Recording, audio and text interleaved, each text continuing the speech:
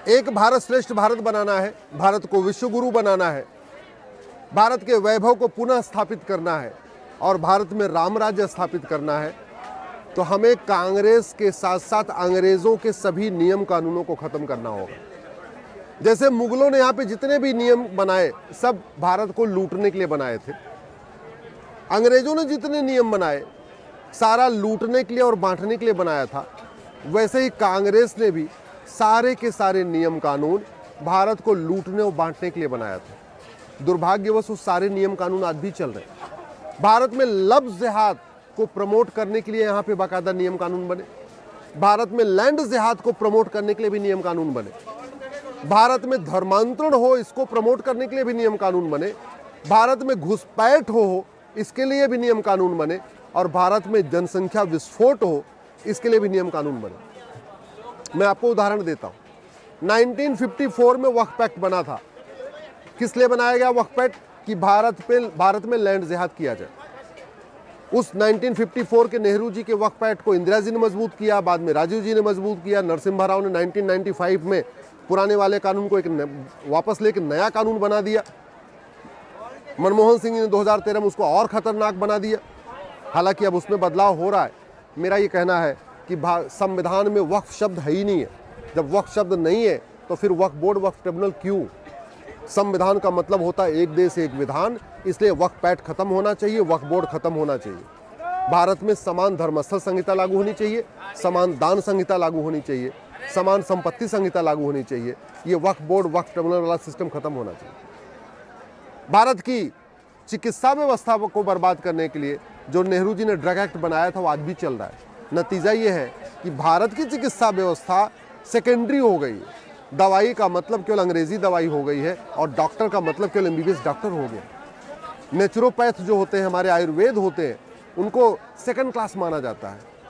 इसलिए कहता हूँ, नेहरू जी की जब तक नियम कानून नहीं बदलेंगे तब तक आप भारत की चिकित्सा, जो आहार चिकित्सा है, प्राकृतिक चिकित्सा है, उसको आप प्रमोट और प्रोपोगेट पूरा नहीं कर सकते। भारत में बाबर, हुमायूं, तुगलक, गजनी, गोरी के इलीगल काम को लीगलाइज करने के लिए 1991 में प्लेस ऑफ वर्शिप एक्ट बनाया। संविधान कहता है आर्टिकल 49 कि भारत में जितने हमारे ऐतिहासिक स्थल हैं, पौराणिक स्थल हैं, धार्मिक स्थल हैं, ऐसी जितने हमारे धरोहरें हैं, उन सबको प्रोटेक्ट करना, संरक्षित करना, उनको मैनेज करना, उनको मेंटेन करना सरकार की ड्यूटी है। काशी हमारा ऐतिहासिक पौराणिक धार्मिक स्थान, मथुरा हमारा ऐतिहासिक पौराणिक धार्मिक स्थान, भद्रकाली, भोजशाला, अटाला हमारा ऐतिहासिक पौराणिक धार्मिक स्थान। तो कायदे से काशी, मथुरा, भद्रकाली, भोजशाला, अटाला जैसे जितने भी स्थान हैं उनको रिस्टोर करना किसका काम था? सरकार का। ये आर्टिकल 49 कहता है। लेकिन सरकार ने क्या किया? प्लेस ऑफ वर्शिप एक्ट बना दिया और हम लोगों को कोर्ट जाने से रोक दिया। हमने प्लेस ऑफ वर्शिप एक्ट को चैलेंज किया, अब हम लोग उसकी लड़ाई सुप्रीम कोर्ट में लड़ रहे हैं। लेकिन सवाल ये है कि ये प्लेस ऑफ वर्शिप एक्ट कब बदलेगा, समान धर्मस्थल संहिता कब लागू होगी, समान धरोहर संहिता कब लागू होगी, इस पर गंभीरता के साथ चिंतन नहीं हो रहा है। जब मजहब के आधार पर विभाजन हो चुका है, मजहब के आधार पे देश टूट चुका है, फिर ये मजहब के आधार पे मंत्रालय क्यों चल रहा है? मजहब के आधार पे एक आयोग क्यों चल रहा है? ये मजहब के आधार पे जो माइनॉरिटी फिल्म हिस्ट्री चल रही है, माइनॉरिटी कमीशन चल रहा है, ये पूरी तरीके से धर्मांतरण को प्रमोट कर रहा है। हिंदू है, उसको वजीफा नहीं मिलता, जैसे वो कन्वर्ट होगा, क्रिश्चियन बन जाएगा, मुस्लिम बन जाएगा, वजीफा मिलना शुरू हो जाएगा। वो जब तक हिंदू है उसको दुनिया भर की योजनाएं नहीं मिलेंगी, जैसे वो कन्वर्ट हो जाएगा माइनॉरिटी फिल्म हिस्ट्री से उसको योजनाएं मिलना शुरू हो जाएंगी। इसलिए मैं कह रहा हूँ ये अल्पसंख्यक मंत्रालय वास्तव में धर्मांतरण मंत्रालय बन चुका है। इसको बंद करने की ज़रूरत है, इसको बदलने की ज़रूरत है। माइनॉरिटी मेजॉरिटी का कॉन्सेप्ट ख़त्म किया जाए और या तो माइनॉरिटी को डिफाइन किया जाए, जो 1% से कम हो उसको माइनॉरिटी का दर्जा दे दिया जाए, लेकिन माइनॉरिटी ऐसे सबको नहीं मिल सकता है। FCRA कांग्रेस ने बनाया, किस लिए बनाया? माओवादियों, नक्सलियों, जिहादियों, माओवादियों को फंडिंग कराने के लिए। FCRA आज भी चल रहा है, इसलिए फंडिंग आज भी चल रही है। फंडिंग आज भी चल रही है तो न माओवाद खत्म हो रहा है, न नक्सलवाद खत्म हो रहा है, न जिहाद खत्म होता है, न मजहबी उन्माद खत्म हो रहा है, न पत्थरबाजी बंद हो रही है। क्योंकि ये तो प्रोफेशन है ना, बाकायदा पैसा मिलता है उनको धर्मांतरण कराने का। भारत को बचाना है, भारत की संस्कृति को बचाना है, तो अंग्रेजों के साथ साथ कांग्रेस के सारे नियम कानूनों को ख़त्म करना पड़ेगा। वक्फ बोर्ड को ख़त्म करना पड़ेगा, वक्फ ट्रिब्यूनल को भी ख़त्म करना पड़ेगा, साथ साथ प्लेस ऑफ वर्शिप एक्ट को भी ख़त्म करना पड़ेगा। माइनॉरिटी मेजॉरिटी का लिए जो माइनॉरिटी का एक्ट है 1992 वाला, वो ख़त्म करना पड़ेगा। माइनॉरिटी के नाम पे जो यहाँ स्कूल को प्रमोट किया जा रहा है, कॉलेज बन रहे हैं, यूनिवर्सिटी बन रही है, इसको बंद करना पड़ेगा। मदरसों में क्या पढ़ाया जाता है कुछ बताने की ज़रूरत नहीं। मदरसों में क्या पढ़ाया जाता है इसको समझना है, किसी मदरसे के बच्चे से बात कर लीजिए। वैसे मदरसों में ऐसी क्या बात पढ़ाई जाती है कि मदरसों की किताब मार्केट में मिलती नहीं। जब तक मदरसा नहीं बंद होगा तब तक भारत में शांति नहीं आ सकती। और मदरसा बंद करने का एक ही तरीका है, माइनॉरिटी मेजॉरिटी के कॉन्सेप्ट को ख़त्म कर दिया जाए, नहीं तो माइनॉरिटी को डिफाइन कर दिया जाए, जो 1% से ज़्यादा उसका माइनॉरिटी का दर्जा खत्म कर दिया जाए।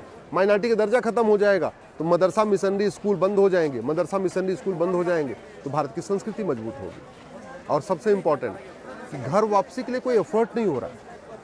घर वापसी कराना सरकार की ड्यूटी है। देश की एकता अखंडता मजबूत करना सरकार की ड्यूटी है, वो घर वापसी के बिना असंभव है। भाईचारा मजबूत करना सरकार की ड्यूटी है, वो घर वापसी के बिना असंभव है। अपराध कम करना सरकार की ड्यूटी है, घर वापसी के बिना असंभव है। भेदभाव की जो नियम कानून है इनको ख़त्म करना सरकार की ड्यूटी है, वो घर वापसी के बिना असंभव है। भारत में नशा तस्करी जो बढ़ती चली है, मानव तस्करी बढ़ती जा रही है, वो घर वापसी के बिना उसको कंट्रोल कर पाना असंभव है।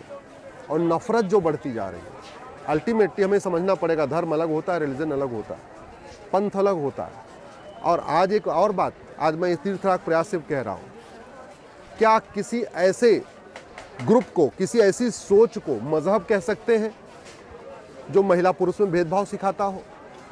क्या किसी ऐसे सोच को मजहब कह सकते हैं, रिलीजन कह सकते हैं जो इंसान में भेदभाव करना सिखाता हो, महिला पुरुष में भेदभाव करना सिखाता हो?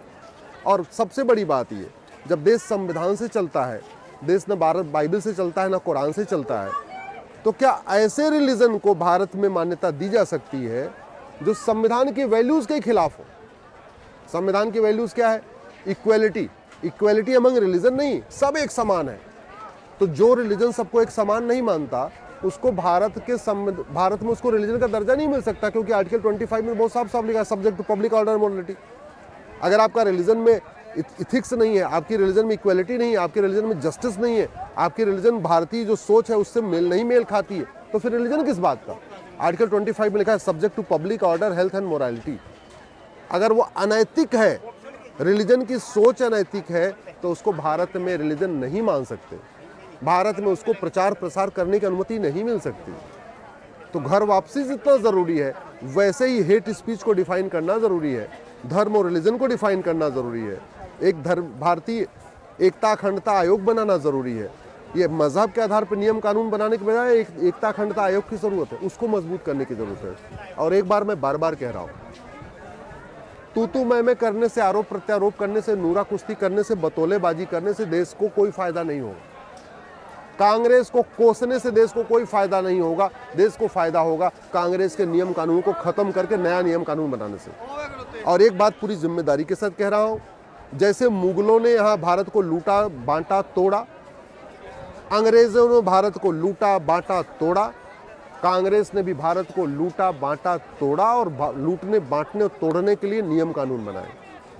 तो जब तक अंग्रेजों के नियम कानून नहीं खत्म होंगे तब तक एक भारत श्रेष्ठ भारत नहीं बन सकता, क्योंकि अंग्रेजों ने नियम कानून एक भारत श्रेष्ठ भारत के लिए नहीं बनाए थे, अंग्रेजों ने कानून बनाया था भारत को बर्बाद करने के लिए। ऐसे कांग्रेस के जब तक नियम कानून नहीं खत्म होंगे तब तक एक भारत श्रेष्ठ भारत नहीं बन सकता, क्योंकि कांग्रेस की सोच ही नहीं रही एक भारत श्रेष्ठ भारत की। तो कांग्रेस ने जितने नियम कानून बनाए वो तो तोड़ने के लिए बनाए, लफ्ज़ जिहाद के लिए बनाए, लैंड जिहाद के लिए बनाया। भाई कांग्रेस ने लैंड जिहाद को प्रमोट करने के लिए आपका वक्फ एक्ट बना दिया, बाबर, हुमायूं, तुगलक, गजनी, गोरी के इलीगल काम को लीगलाइज करने के लिए प्लेस ऑफ वर्शिप एक्ट बना दिया, भारत विरोधियों को फंडिंग कराने के लिए एफसीआरए बना दिया। तो ये जब कांग्रेस के नियम कानून जब तक नहीं खत्म होंगे तब तक एक भारत श्रेष्ठ भारत बनाना नामुमकिन है। जब तक अंग्रेजों के और कांग्रेस के 100% नियम कानून नहीं खत्म होंगे तब तक भारत को विश्व गुरु बनाना 100% असंभव है। इसलिए मैं आप लोगों से आग्रह कर रहा हूं, इस पर गंभीरता के साथ चिंतन करिए, इस विषयों को जन जन तक पहुंचाइए, और नियम कानूनों को बदलने की मांग करिए, एक देश एक विधान लागू करने की मांग करिए।